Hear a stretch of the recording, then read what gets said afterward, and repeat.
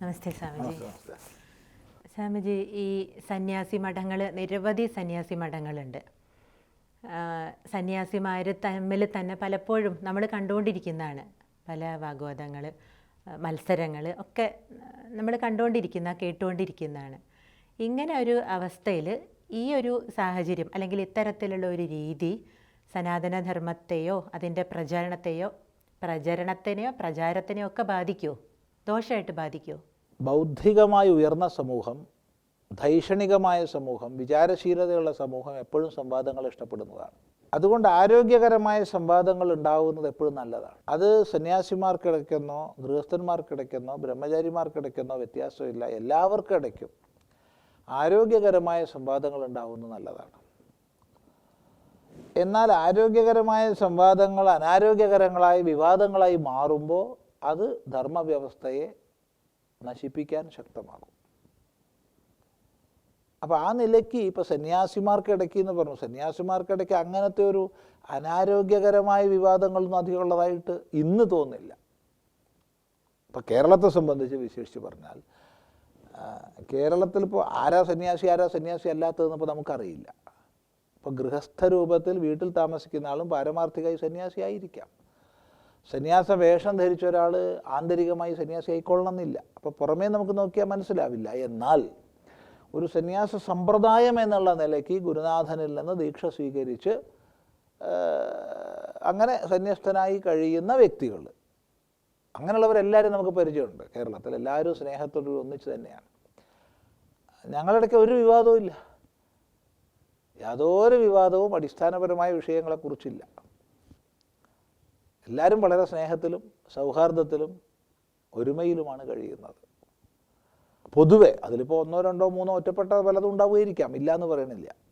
പക്ഷെ പൊതുവെ കേരളത്തിൽ നമുക്ക് ഉറപ്പിച്ച് പറയാൻ പറ്റും, സന്യാസിമാർക്കിടയ്ക്ക്, നേരത്തെ ആദ്യം പറഞ്ഞത് ആവർത്തിക്കുന്നു, കാരണം സന്യാസി ആരാ നമുക്കറിയില്ല. ഇവിടെ സന്യാസി എന്ന് പറയുന്നത് സാമ്പ്രദായികമായി ഗുരുനാഥനിൽ നിന്ന് ദീക്ഷ സ്വീകരിച്ച് കാഷായ വസ്ത്രാദി ധാരണം ചെയ്ത് കഴിയുന്ന സന്യാസ നാമത്തോടു കൂടിയവർക്കിടയ്ക്ക് യാതൊരു അഭിപ്രായ വ്യത്യാസവും കേരളത്തിലില്ല.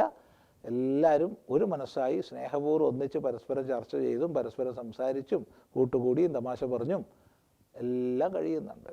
പിന്നെ നമ്മൾ ഉത്തരഭാരതത്തിലേക്കൊക്കെ പോകുന്ന സമയത്ത് വ്യത്യസ്തങ്ങളായ സമ്പ്രദായങ്ങളുണ്ട്, പരമ്പരകൾ.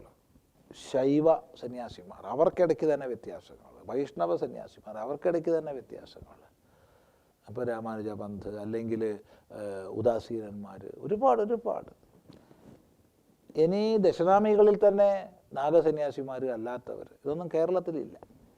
അതുപോലെ പൂർണ്ണമായി സന്യാസി എന്നുള്ള നിലയ്ക്ക് മാത്രം എടുക്കേണ്ടതില്ലാത്ത ശൈവ താന്ത്രികർ, ശാക്തേയ താന്ത്രികർ, ഇങ്ങനെ അനേക വിഭാഗങ്ങൾ, ആയിരക്കണക്കിന് വിഭാഗങ്ങളുണ്ട്. അപ്പോൾ അങ്ങനെ വരുമ്പോൾ ചില അഭിപ്രായ വ്യത്യാസങ്ങളും തർക്കങ്ങളും ഒക്കെ ഉണ്ടാവും. ഇപ്പോൾ കുംഭമേളയിൽ ആദ്യം ആരെ കുളിക്കണം, അപ്പോൾ നിസ്സാര വിഷയങ്ങളാണ്, അങ്ങനത്തതൊക്കെ ഉണ്ടാവും, ഇല്ല എന്ന് പറയണില്ല.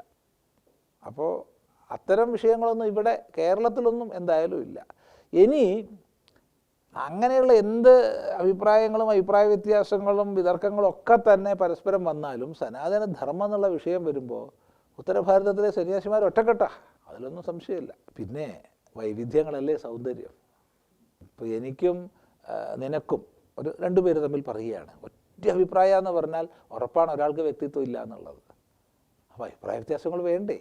പക്ഷേ ചർച്ചകൾക്ക് ശേഷം പിന്നെ ഒന്നായിരിക്കണം, അതുവരെ നമുക്ക്. അപ്പോൾ അതിൽ അത്ര അപായകരമായ രീതിയിലുള്ള ഒരു ഭേദമൊന്നും ഇന്നുണ്ടെന്ന് തോന്നണില്ല. നമ്മളുടെയൊക്കെ ജീവിതത്തിൽ ഇപ്പോൾ ഉദാഹരണം പറഞ്ഞാൽ, ഇപ്പോൾ കേരളത്തിൽ പ്രായേണ അദ്വൈതപരമായ ആശയത്തെ ഭഗവാൻ ഭാഷ്യകാരൻ ചെയ്ത ഭാഷ്യങ്ങൾക്കനുസരിച്ചിട്ടുള്ള ദശനാമി ആയാലും ഇനി അല്ലാതെ ഉള്ള സന്യാസ പരമ്പരകളായാലും നമ്മൾ പല പരിപാടികൾക്കും ദ്വൈതാചാര്യന്മാരെ ക്ഷണിക്കാറുണ്ട്. അപ്പോൾ അത്രയും ആദരവോടുകൂടിയും സ്നേഹത്തോടു കൂടിയും പരസ്പരം ഒന്നു ചേർന്ന് തന്നെയാണ് കഴിയുന്നത്. അതുപോലെ അദ്വൈതികളായിട്ടുള്ളവരെ ദ്വൈതികൾ ക്ഷണിക്കാറുണ്ട്, പരസ്പര സ്നേഹത്തോടുകൂടിയാണ് കഴിയുന്നത്. അപ്പോൾ അവിടെ നമ്മൾ ദ്വൈതി അദ്വൈതി തുടങ്ങിയ ഭേദം കൽപ്പിക്കാതെ ആരാണോ സീനിയർ അയാളെ വന്ദിക്കുന്ന സമ്പ്രദായങ്ങളെ പാലിക്കുന്നുണ്ട്. അപ്പോൾ അതുകൊണ്ട് അങ്ങനത്തെ അഭിപ്രായ വ്യത്യാസങ്ങളൊന്നും ഇല്ല എന്നാണ് അനുഭവത്തിൻ്റെ അടിസ്ഥാനത്തിൽ പറയാനുള്ളത്. ഇപ്പോൾ ഇവിടെ തന്നെ ഇവിടെ നമ്മൾ കോഴിക്കോട് കേന്ദ്രമായിട്ട് സനാതന ധർമ്മ പരിഷത്ത് എന്നുള്ളൊരു കൂട്ടായ്മ ഉണ്ടായിരുന്നു. ഇപ്പോഴില്ല എന്ന് പറയുന്നില്ല, പക്ഷേ ഇപ്പോൾ അത്ര അധികം പരിപാടികളൊന്നും അത് നടത്തുന്നില്ല. അപ്പോൾ അതിൻ്റെ ആഭിമുഖ്യത്തിലുള്ള കാര്യക്രമത്തിലേക്ക് പേജാവർ മഠാധിപതിയെ നമ്മൾ ഉദ്ഘാടനത്തിന് വിളിച്ചിരുന്നു. പേജാവർ മഠാധിപതി ദ്വൈതാചാര്യനാണ്. അപ്പോൾ ദ്വൈതാചാര്യനാണെന്നുള്ളതുകൊണ്ട് മാറ്റിവെക്കുകയല്ല ചെയ്തത്, ക്ഷണിക്കുക ചെയ്തത്. അദ്ദേഹം വന്നപാട് നമ്മളെപ്പോലുള്ളവരൊക്കെ ദീർഘദണ്ഡ് നമസ്കാരം ചെയ്യുക ചെയ്തത്. അത് രഹസ്യമായ ഏതെങ്കിലും മുറിയിൽ നിന്നല്ല നമസ്കരിക്കുന്നത്, പബ്ലിക് പ്ലാറ്റ്ഫോമിൽ മുതലക്കുളം മൈതാനത്ത് വെച്ചിട്ട് പൊതുസഭയിൽ വെച്ചിട്ടാണ്. അപ്പോൾ അതൊരു മെസ്സേജ് നൽകുന്നുണ്ട്, അത് സമൂഹത്തിനൊരു സന്ദേശം നൽകുന്നുണ്ട്. ആ സന്ദേശം ഉൾക്കൊണ്ടാൽ മതി, അപ്പം മനസ്സിലാവും കലഹങ്ങളൊന്നും ഇല്ല എന്നുള്ളത്.